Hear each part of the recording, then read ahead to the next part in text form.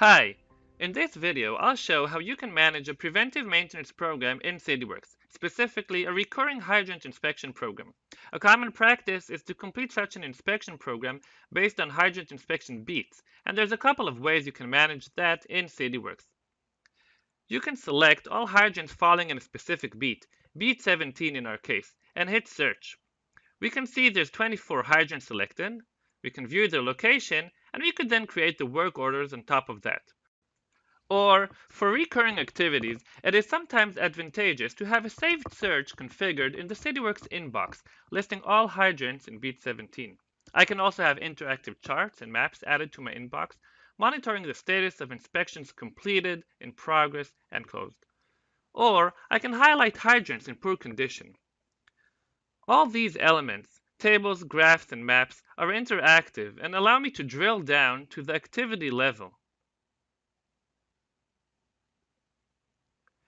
Back to the inbox. I can now go ahead and select all hydrants in beat 17 and create a work order.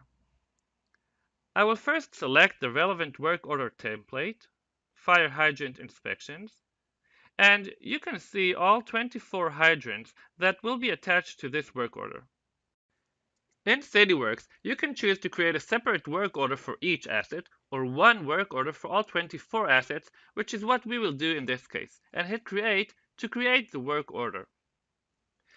Having one work order created for the entire beat allows me to capture my resources and costs at the beat level instead of creating a separate work order for each hydrant.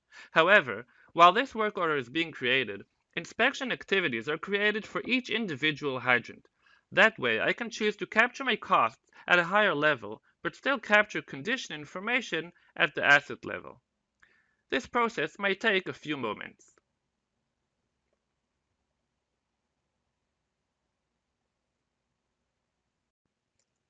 That's it. Our work order has been created.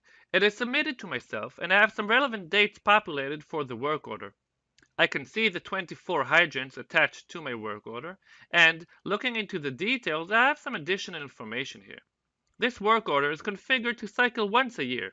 Once completed, a new work order will automatically be scheduled for next year's inspection program. Under related activities, I can see that for each work order, an inspection activity was created, allowing me to capture condition data against the individual assets. I also have an attachment configured for this activity with guidelines I want my field staff to have access to while performing work. Let's see how this looks in the field. The Cityworks mobile app allows me as a field staff to view all assignments that are assigned specifically to me. Work orders in red, inspections in blue, and service requests in yellow. I can also view the same information in a list form through my inbox and go through my to-do list of work orders, service requests, and inspections. Back to my map. Once synced back with the office, I've received these 24 new inspections and the one red work order for the entire beat. I will plan my route for the day, zoom into my location, and can then start performing the inspections. I'll select the first inspection, and within the observations, I'll capture the condition of the valve, the caps, the packing, nozzles. Does it require painting? And has it been flushed? These observations will trigger a calculated condition score for the hydrant. Once done, I'll hit complete, and now this inspection is no longer on my map or to-do list. Moving along, I can move to the next hydrant on my route. Once again, I will select the inspection, capture my observations, condition of caps, packing, nozzles, and so on. And as I proceed with the work, I can track cost for equipment, labor, and materials at the work order level. I can scroll down here and see the related parent work order. This is the work order for the entire beat, and it is here that I want to record labor. Let's add 2 hours for each crew member, and perhaps material and equipment. Let's add 1 unit of our pickup truck for 2 hours,